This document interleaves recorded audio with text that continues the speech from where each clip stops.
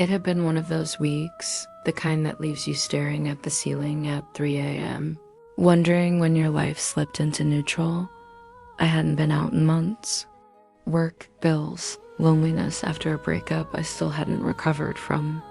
My nights had been reduced to Netflix reruns and cheap wine. That's when Jasmine dropped by.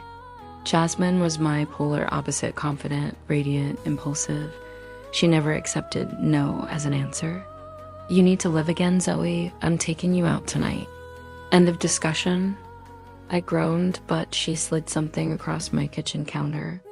It was a velvet envelope, deep crimson, warm under my fingertips as if it had been sitting on a heater. The wax seal was stamped with a pair of lips, golden and perfectly formed. Inside was a single black card, the words written in flowing hand-pinned script. "Tonight, midnight, show this at the door." "What is this?" I asked. "It's called Velvet Kiss. Invite only. You can't Google it. You can't even find it without one of those cards. Trust me, you need this." We took an Uber to a part of the city I'd never been to, a stretch of warehouses, brick walls tagged with graffiti, old industrial lots. "Are you sure this is the place?" I asked, looking out the window at the dark street. Jasmine just grinned. The alley itself was narrow, barely lit by a single flickering neon tube above a boarded-up doorway. At the end was a massive red door, studded with metal rivets, completely out of place in such a rundown area. A woman stood in front of it, tall, willowy, dressed in a skin-tight black dress that shimmered faintly even in the low light. Her skin looked almost luminous pale, and her hair fell like silk curtains around a face too symmetrical to be real. When she looked at us, my stomach tightened. Her eyes were silver, not gray, not blue, but pure reflective silver.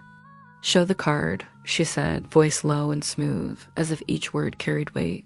Jasmine handed it over. The woman's fingers brushed hers lightly. I noticed her nails were sharp, pointed, more like talons than nails. She smiled just enough to show perfect white teeth and swung the door open.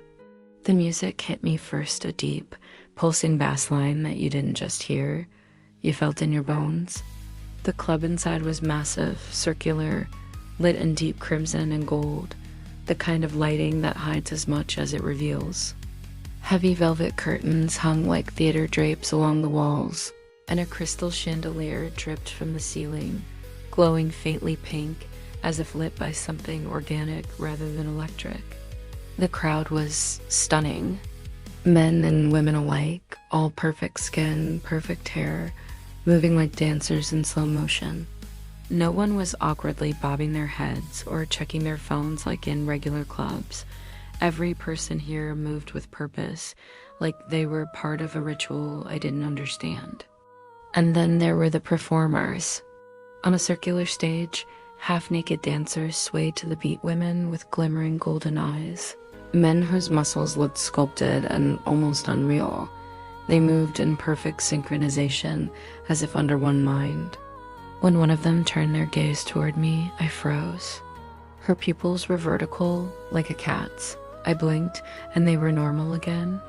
At the bar, the bartender was the most handsome man I'd ever seen, sharp jawline, amber eyes, crimson suit. His smile was polite, warm, practiced. "First time?" he asked.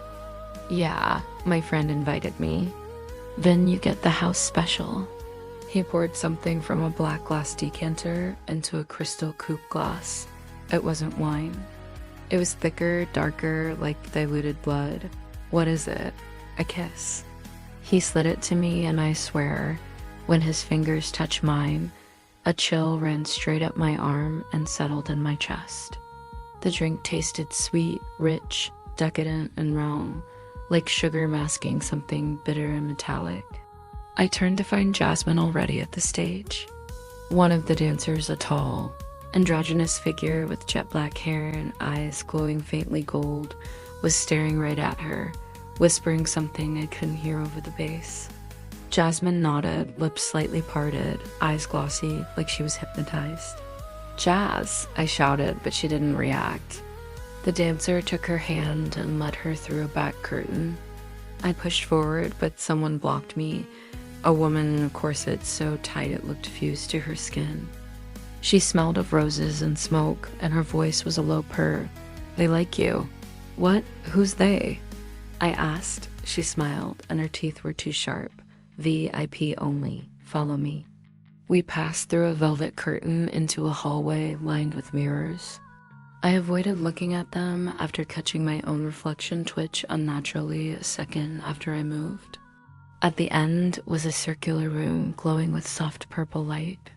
A chaise lounge sat in the center, and standing over it was a woman in a crimson gown so smooth it seemed painted onto her skin. Her hair was black, long, and straight, and her eyes were solid black, no whites, no iris, just endless obsidian. "Welcome, Zoe," she said. My stomach dropped. "How do you know my name?" I asked. Her smile widened unnaturally. "You came willingly." "That is all we need." The walls behind her shimmered like liquid and pulled apart, revealing a hidden space. Inside, Jasmine lay sprawled on a table, surrounded by dancers. Their mouths were latched onto her arms, neck, even fingertips, sucking, drinking.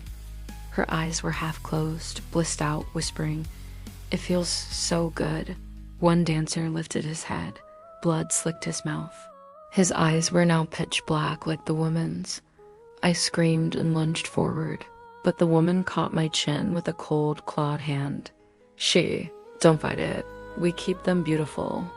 We keep them eternal, and we keep them fed." Her mouth opened wider than a human mouth should. Rows of jagged teeth revealed as she leaned toward my chest.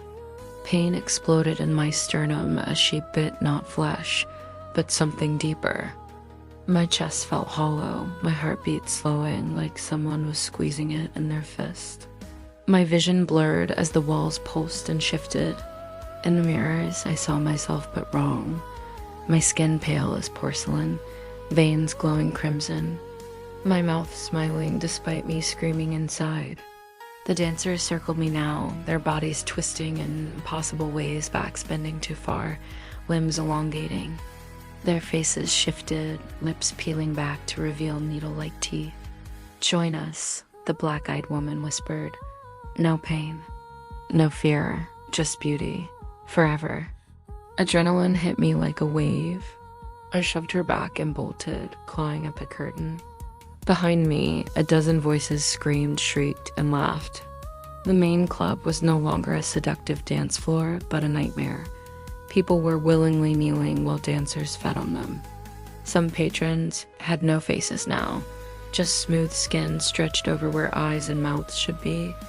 The music slowed into a single vibrating tone, like a living heartbeat. I ran, slipping on what I realized too late was blood smeared across the floor. I hit the front door, and it was gone. Just smooth red wall. The silver-eyed bouncer was suddenly inside now, blocking me. Her body seemed longer, taller, her neck unnaturally thin. "Leaving so soon?" She hissed, her jaw splitting too wide. I ran the opposite way up a staircase I hadn't noticed before, twisting through narrow halls. Each doorway I opened led to more dancers, more feeding, more faceless victims. I finally found a maintenance door, shoved it open, and tumbled into the alley. The music cut instantly.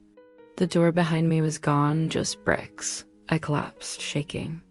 When I woke the next morning in my bed, for a brief moment, I thought it had been a nightmare.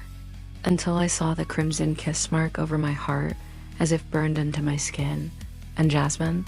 She never came home. No calls, no texts. Her apartment was empty, clothes still hanging, toothbrush still in the holder.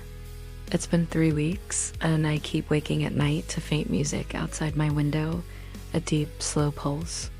I haven't gone to the police. What would I say?